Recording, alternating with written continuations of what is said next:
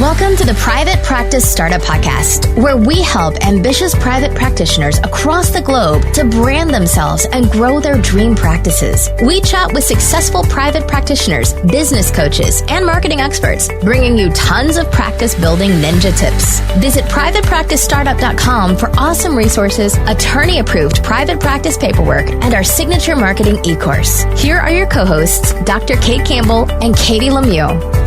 Hey there, Startup Nation. Welcome back to another episode of the Private Practice Startup Podcast. You are joining us right in the middle of our mini-series called From Tribulations to Thriving as a Therapist. And today we welcome Tyreese McAllister, and she's going to be sharing her story very shortly. But before we dive into introducing Tyreese and her story, we hope that you guys joined us yesterday as we spoke with Sherilyn Schutz and her story from Tribulations to Thriving. And she shared a lot about her husband's terminal illness and how he passed away, and then managing through her own chronic illness and being homebound for 4 years, and where she is now today, thriving as a therapist, and her faith and hope and her resiliency. We are just loving this podcast mini-series. It's been really a treat and an honor for Kate and I to listen to these stories and also share them with you. And our guests have just been amazing. So continue to listen to the mini-series today, yesterday. Make sure you listen to all of the stories. They're really extraordinary. And if you're brand new to us, we want to say welcome to the Startup Nation family. We're welcoming you with virtual open arms, and as a good family, we like to give gifts. We would love to gift you your Dream Private Practice Playbook. This is the exact methodology Kate and I use to create our six-figure private practices and help many therapists do the same. You can head on over to privatepracticestartup.com, and right there on that page, there's a big old button. Just go ahead and grab that right there, right on the home page. So let me share with you guys a little bit about Tyreese. Tyreese McAllister has been a trauma therapist for over 25 years. And in 2017, her daughter was killed by gun violence. This therapist turned anti-gun violence advocate is a force to be reckoned with. Her superpower is her resilience, and she wants to share how she has bounced back with her clients and others. So before I have Tyreese say hello, we are going to take a quick sponsor break just to honor all of the stories our guests are sharing. Therapy Notes. That's therapynotes.com. It's the highest rated electronic health record system that's specifically designed for behavioral health professionals. With over 1,000 verified reviews and an average customer rating of 4.9 out of 5 stars on trustpilot.com, Therapy Notes is the #1 rated EHR software that's proven to help automate your professional life. Billing, note-taking, scheduling, and telehealth have never been easier, with live telephone support available 7 days a week. So a real person can get you real answers really fast. Try Therapy Notes today with no strings attached. If you already use an EHR system, Therapy Notes can easily transfer your records safely and securely. Remember, telehealth is included completely free with every subscription. And there's always special discounts for nonprofits, students, and universities. Therapy Notes wants to personally thank you for making our world a safer space. Visit therapynotes.com and use promo code PPS, as in Private Practice Startup, to get 2 months free. That's promo code PPS. Hey there, Startup Nation listeners. We have an interesting fact for you. Did you know that 75% of people will judge your credibility based on your website design? In other words, if you've been putting off updating your private practice website, you could be driving away potential clients and missing out on that income. So today we want to talk to you about a company called Brighter Vision. Brighter Vision makes marketing simple for therapists, starting with a professional website that's specifically designed to attract your ideal clients and get them to contact you. All of their sites come with unlimited support and are fully optimized to rank well with search engines. They've even designed an automated blogging and social media platform specifically for mental health professionals. Best yet, we've worked with them to create an exclusive offer just for you. Get $10 off every single month for your entire first year on any new Brighter Vision website package. Plus, try out their new social media automation platform designed specifically for therapists for 3 full months, completely free. That's a total savings of well over $200. To learn more and get started, head over to brightervision.com/try, TRY/startup. Again, that's brightervision.com/try/startup. Tyreese, welcome. Hi. Hi, it's so great to have you here. It's so great to be here. Thank you. Yes, and thank you so much for sharing your story. I know, when we had gotten all the submissions, your story quickly jumped out at me. I saw it and I was like, we have to have her on. So thank you for making the time to be here and just share about your story and your life and where you are today. And we'll go from there. So where shall we start? Well, I can just start with my love of therapy and being a clinician and wanting to help people. Been doing that since I was a little girl, was a great listener, a great friend. And so becoming a therapist was a natural fit. I've done all different types of therapy, but in my full-time practice, my full-time work, I do emergency mental health. So I respond to crises and traumatic events. And so it was a natural progression to then become a therapist and focusing on people who have maybe long-term trauma and it's untreated. What I found as a crisis therapist is that people are very involved in resolving their immediate crisis. But once the crisis is done, they don't continue with treatment. So then either the problem lingers, it never really goes away, or people have some maladaptive coping skills that kind of creep up later. How did you get interested in trauma initially? Actually, after 9/11, was doing a lot of recovery work in the mental health field. Always loved emergency mental health because it was in and out.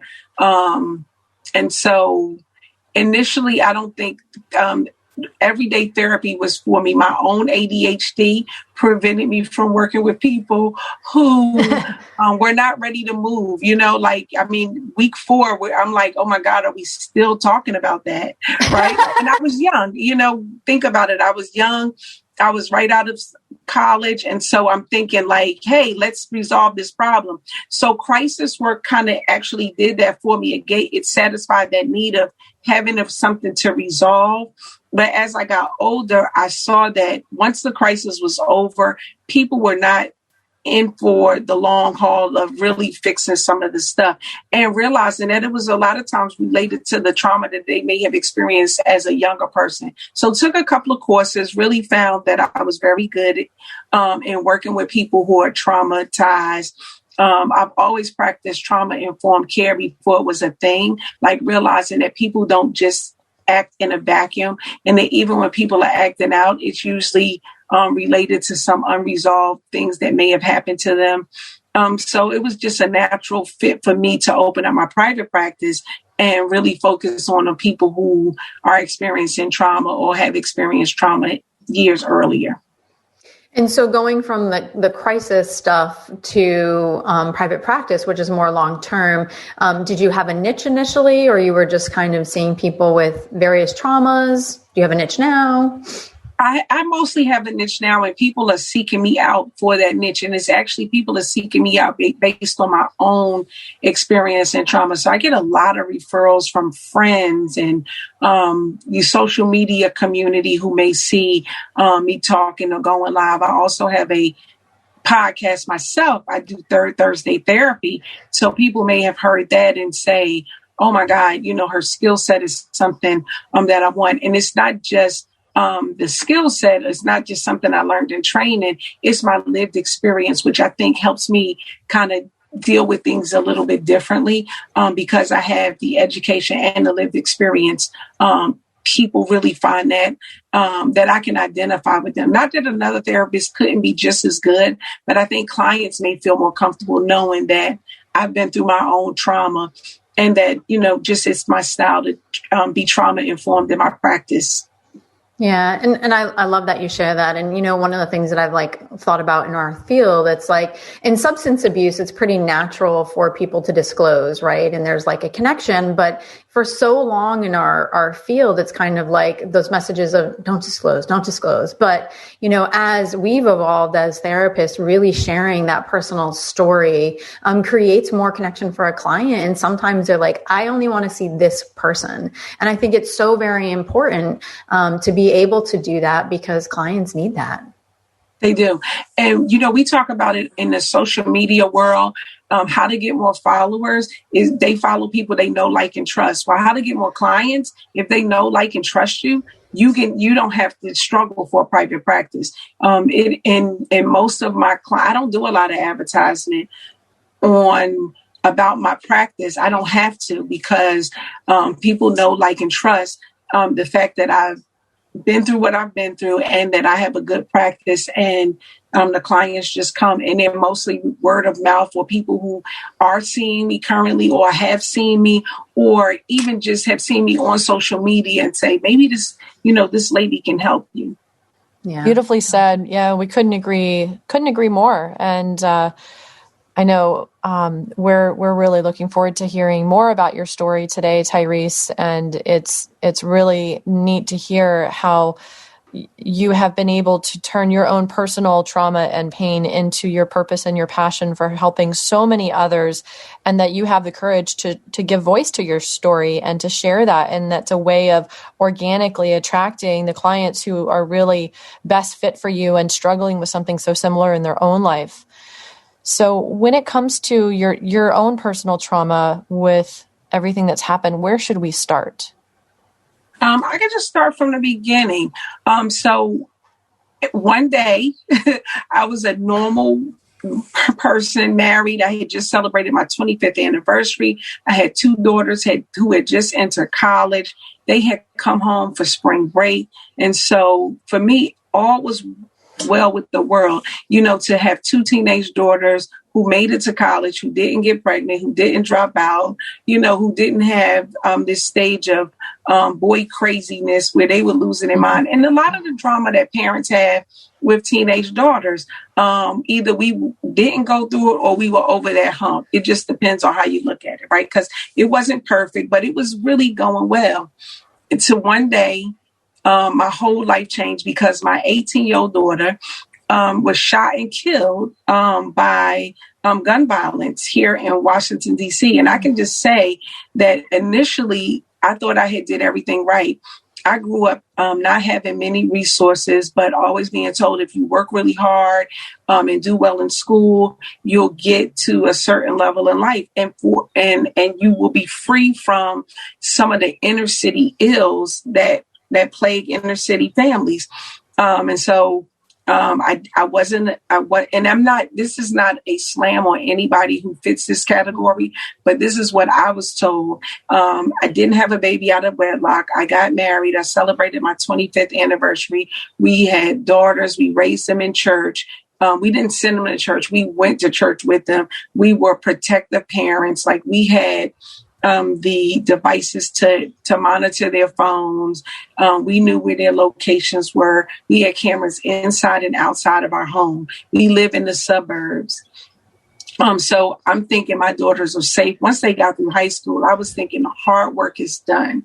But lo and behold, my 18-year-old daughter was killed in 2017, really just as I'm beginning my practice. And so, of course, I had to take a little break. But as it turns out, I was very resilient. And I share with people the resilience, because people are still amazed at the resilience, because I returned to work, my full-time job. I returned to my practice. And I tell people it was radical resilience. I am very intentional about my own mental health, and have been for a number of years. I have a regular mental health practice. Most people don't have a mental wellness practice that they practice every day. And I liken it to like dental care. You take care of your teeth and you still go to the dentist. There's no stigma in going to the dentist. There should be no stigma in going to a therapist. You do what you got to do to take care of your dental health, and your mental health is just as, if not more, important than your dental health. And so I share, and I start that with my clients, because I want clients, no matter where they are when they come to me, to start a practice on the road of wellness. And that comes by doing something and being very intentional in doing it. And so even before my daughter was killed, even before my daughter was killed, I had already had some practice in place. And so when she was killed, really dealing with the reality that people die, death is a part of life. And that while this is very sad, and it breaks I have a broken heart, that death happened in my life, but it didn't happen to my life.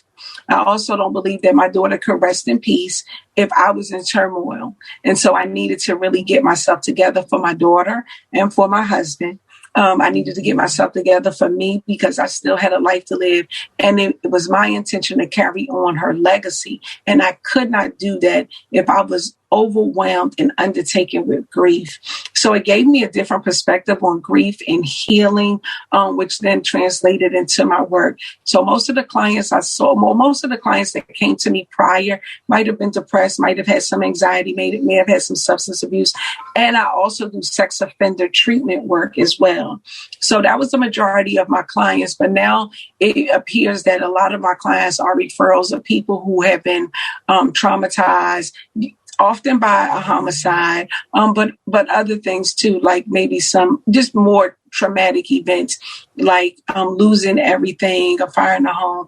COVID has unfortunately made my caseload go up because people have a lot of losses. And it's my level of being able to be sensitive to losses in general that I think make me an awesome therapist. Wow. Where do you get the resiliency? You know what? I don't know if this is a religious show or not, but for me, it's God. Unapologetically, I'm God's child. And there was a lot of things that occurred in that season of loss that had to only be God, like me being able to forgive the person who killed my daughter immediately. I can tell you as a human being, I can tell you as a therapist, that was not me. But what was interesting, before I had this job was a new job. I started working it in January and my daughter was killed in March. But I can tell you before January, the year before, I had 5 clients and we were working on forgiveness at different levels for different reasons, none of which any of I'm going through. And it is often that when I'm doing therapy, I have to check in with myself because I give good feedback, right? I ask the right questions. I'm very confident that I'm able to do that in my practice, but sometimes I don't necessarily do that for myself. But it just so happens that these lessons on forgiveness that I was helping several clients work through, probably is the thing that helped me the most, because I knew anger would not serve me. I knew that from a very deep place. I knew that staying in this place would make me hostage and would not bring my daughter back. And I knew that in the depths of my soul. And so I never got angry, not even one day. And I thought it would come, even though I was able to initially forgive, I thought that the anger would come, and it never did. And here we are. We just recognized the 4th year of her death, and the anger never came. So I don't even look for it anymore. I'm not expecting it to come. I know that it doesn't serve me. And I've been able to do so many positive things as a result. And I can see how, for myself, anger, not having an anger allowed me to be able to move forward and do things that help other people, which also in turn help me heal. Wow. I'm just so inspired by everything that you're saying. I just feel so captivated, and I'm sure our listeners are as well. I'm wondering, Tyreese, being that you were so new to your own private practice and getting that up off the ground and running when your daughter was killed, how did you manage everything during that time with your new practice, being there for your family, being grief-stricken yourself? Tell us a little bit about how you managed to get through that time. Lots of prayer, lots of support. The support was amazing that I had from family and friends. Starting to do positive work in her name was very important. Very, very important that I took the energy that I had, because there were days I didn't have any, just to be transparent. There were days I could not get out of bed. There were days I could not work. And there were days I had to cancel clients. So self-care. Remember, I said I'm intentional with my self-care, and I knew that I need to I needed to rev my self-care up at that time. I needed to be able to say, no, I'm not able to do that.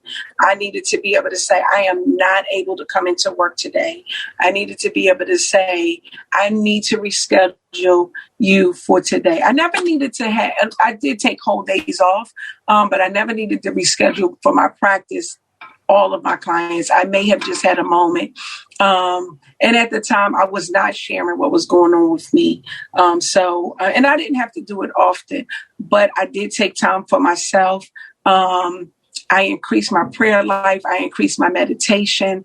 I just did a lot of things for myself, but I also think I dealt with it very realistically. I know that life happens, being a therapist and also doing crisis work. I see this stuff more often than anybody else. I am the therapist that is on the scene after a homicide happens, right? So I've seen people deal with this type of tragedy different ways. And even though I never thought it would happen to me, I did think about how I would want to respond. I'm a firm believer in that life happens, and it's not really what happens to you that makes the difference. It's how you respond to it.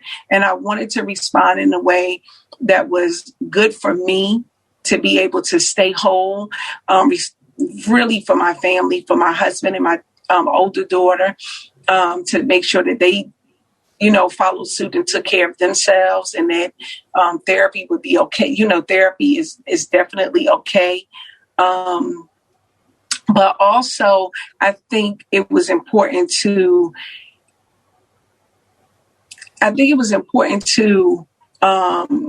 not only engage in self-care, but to deal with the reality that these types of things happen. Like, God is not angry with me and this happened. God was not angry with my daughter Ayana and it happened. But like, bad things happen, and bad things happen to good people. And I've seen it for the last 25 years. And so it was just my day, right? And I think sometimes people get lost in the fact that something bad happened to them. Even people who watch the news and see bad things happening all the time, like, you just never think it can happen to you. But this was my day, but it doesn't have to be the rest of my life.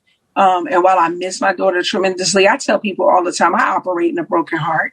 And so I know that you can operate with a broken heart. It might mean, a lot of times people think if their heart is broken, it's over for them. But that's a choice you can make, and you can make a choice for it not to be. Wow, your words are just like so powerful. Like Kate said, I'm just kind of like hanging on to everything you're saying and very touched by what you've shared. And so, Tyreese, I'm just like thinking, like, you've been the one to be on the scene after a homicide happens, and you even put yourself before your daughter died. Like, what if this happens to me? And how did you find out that she had passed? Well, actually, her and my daughter, they were home on spring break, and they went to look at a music video that another friend of theirs from college was doing. And someone off in a distance shot. It was not a fight. There was no argument. I mean, it was just sort of very random. And no one saw it because there was, it was off in the distance. And she was the person that happened to get shot. So she survived overnight. She had a major surgery, but the doctor gave us a warning that it just didn't look good.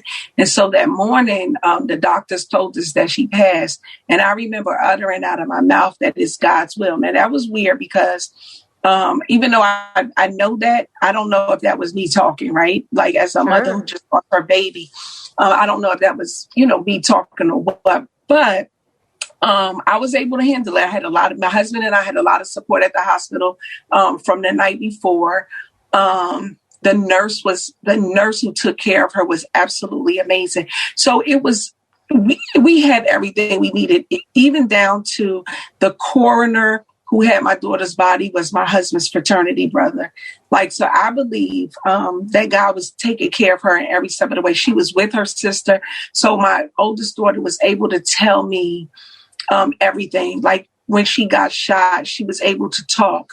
And so she wasn't afraid. She didn't seem afraid. She actually was telling her sister to calm down, right? And so she was talking until she got into the ambulance. And so there was no, I think I would have always wondered what happened if my oldest daughter wasn't there.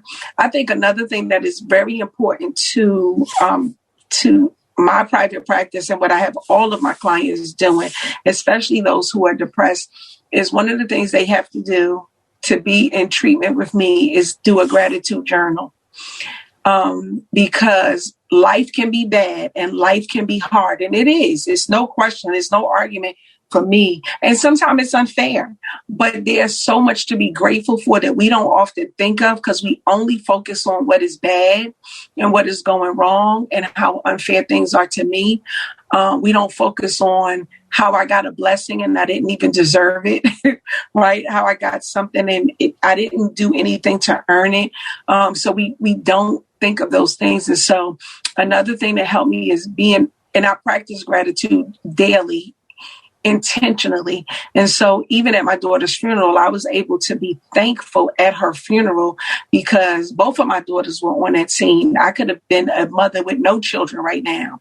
My oldest daughter, if she wasn't there, she wouldn't have been able to tell me, which definitely brought some calm to me that even when she transitioned, she was not hysterical or, scared. There were her roommate from college was also with her. She was visiting us. And, if somebody else's child got killed on my watch, it would have devastated me. And so I definitely was very thankful for that.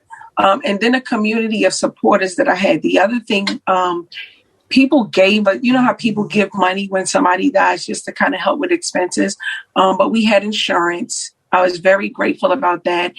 And but we wound up getting over $20,000 in 2 weeks.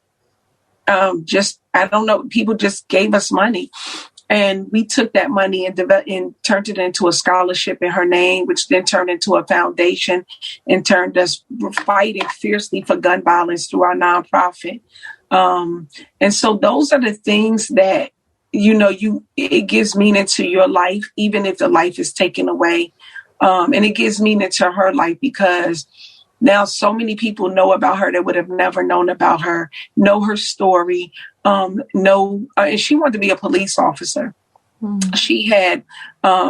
She had aspirations of being a detective. And because I do sex offender work, she wanted to work like a not sex offender, but sexual trauma unit with the police. And so she had aspirations. So we do work in honor of her and in her name.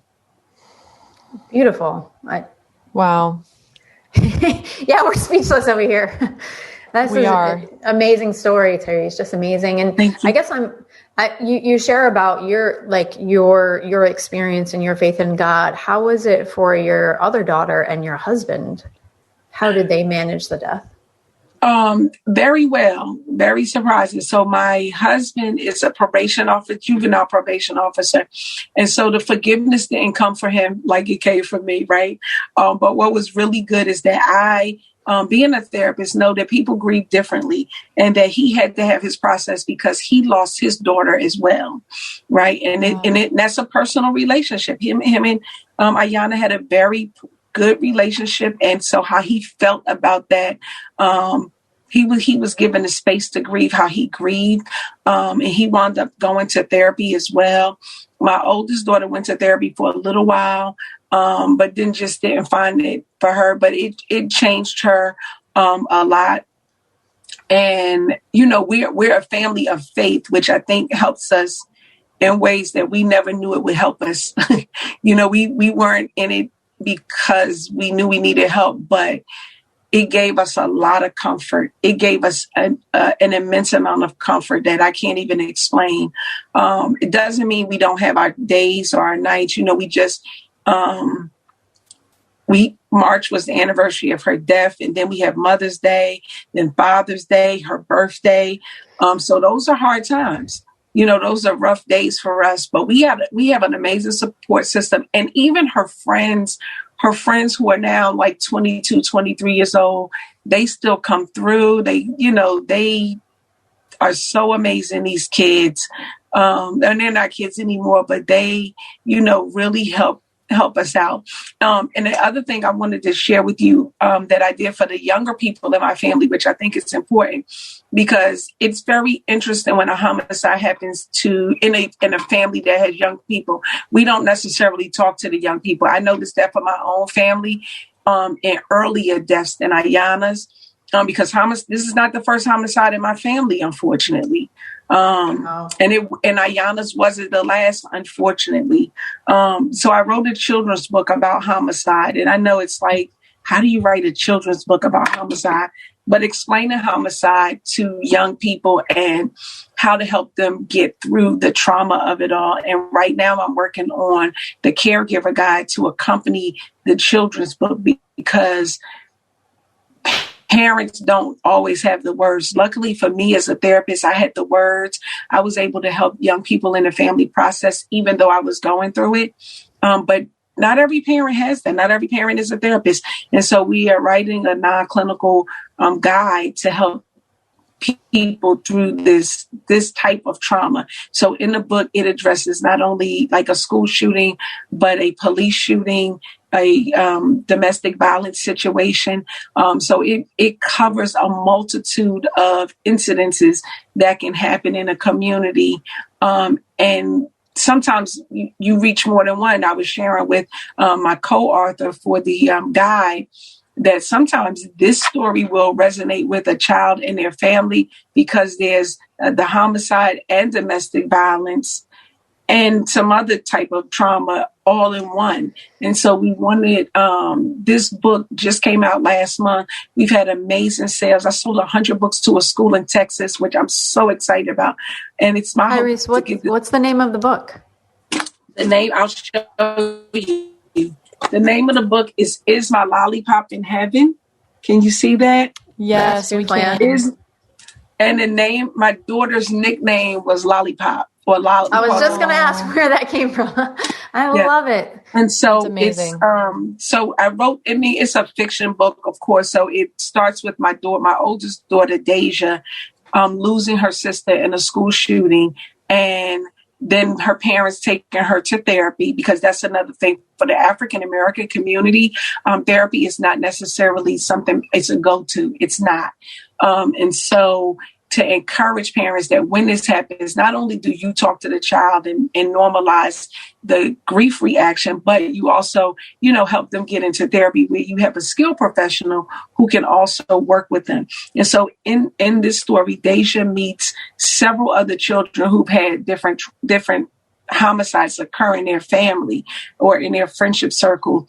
And then Dr. Mack, the therapist in this book, gives them an exercise. I see you smiling. You caught that. Dr. McAllister. Yes. She gives them an exercise. And so that kind of helps them. And it ends with Deja feeling a lot better. And then in the guide, we'll talk about how even though she feels better, she's 8 years old in this book. She'll go back to playing and doing whatever kids do, because that's what kids do. Doesn't mean it's not addressed, right? And that therapy or being able to talk about it or express still has to continue.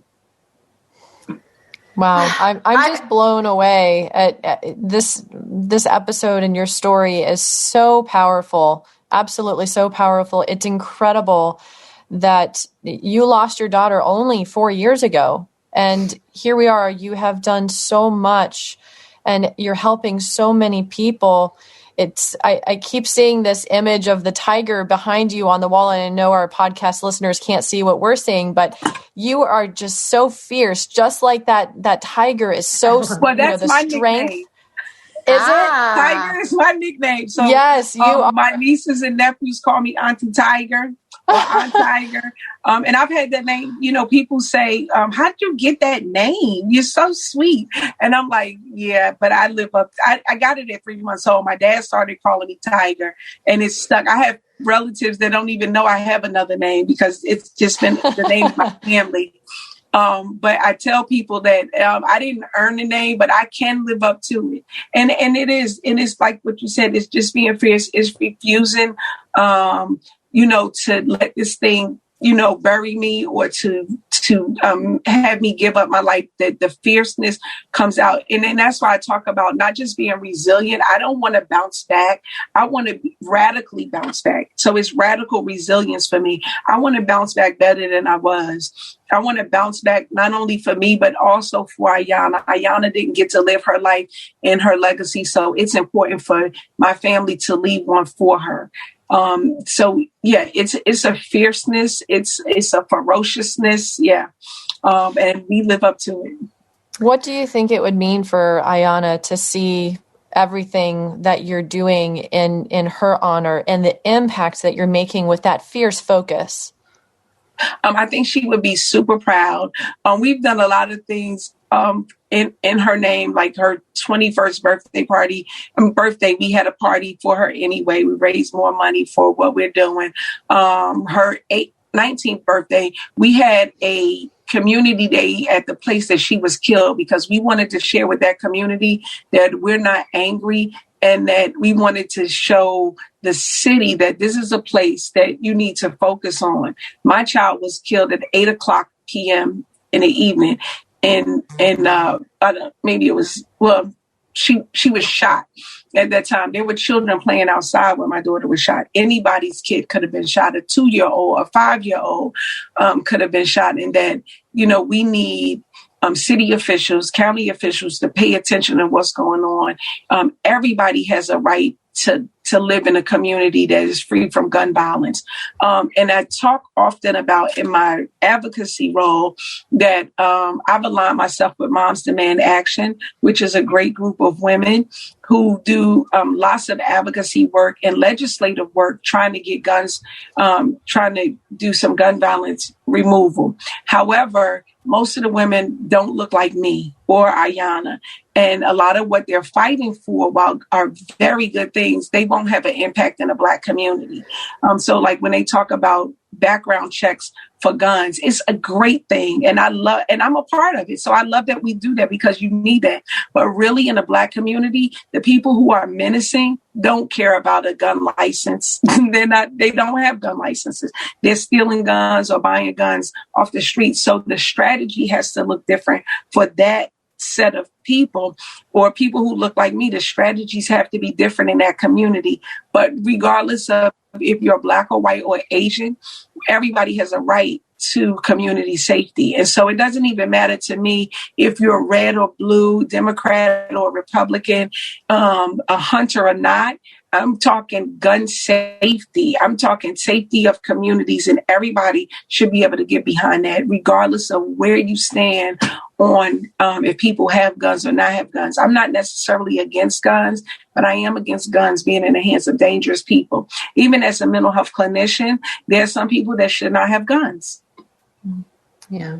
Yeah. Tyreese, listening to everything you've shared today, I feel like my cup is full having you as our guest. And I'm so grateful that you responded to our request and just doing amazing things. And so I want to make sure that, the podcast listeners heard some of the things that you shared about today in regards to your Third Thursday Therapy is your podcast, right? Yes. Your book, I definitely recommend. I'm already going to Amazon after this and sharing your book, because I think it's amazing. So the book is My Lollipop in Heaven. And then you were also talking about Moms Demand Action. And what is the name of your foundation? Ayana J. McAllister Legacy Foundation. Okay. And Ayana is spelled Ayana. And Ayana J. McAllister Legacy Foundation. Yes. But the website is AyanaMcAllister.com. AYANA McAllister.com. Awesome. And in my website, the book can be purchased on my website as well, which is TyreeseMcAllister.org. Perfect. We'll get all that information for you and put that on our show notes page. Again, we're just so grateful and honored for your time today and sharing your story. And yeah, I just feel like this is not a podcast just for therapists to hear. I'm posting it once it goes live for sure. You're an amazing source of inspiration and hope and resilience, like you've said. So thank you so much for being with us today. Kate? Thank you. Yeah, thank you so much for being here. I'm just blown away at this, at your story, your strength, your resilience. You're an incredible woman doing incredible things. Yes, absolutely. So I know Startup Nation and beyond is really going to be impacted deeply by this episode. Speaking of Startup Nation, we love to hear from you. We love to hear your feedback about the podcast and which ones are really impacting you. And if there's a topic that we haven't talked about in our regular episodes, definitely let us know. We're always trying to create content that really meets your needs along the private practice journey. And we would encourage you to subscribe, rate, and review the show. Share with your friends and fellow colleagues, and blast this episode to the whole world because everybody needs to hear it. And we'll see you on tomorrow's episode. Take care, everybody. Thanks for joining us on The Private Practice Startup. Visit theprivatepracticestartup.com for awesome resources, free trainings, attorney-approved private practice paperwork, and so much more.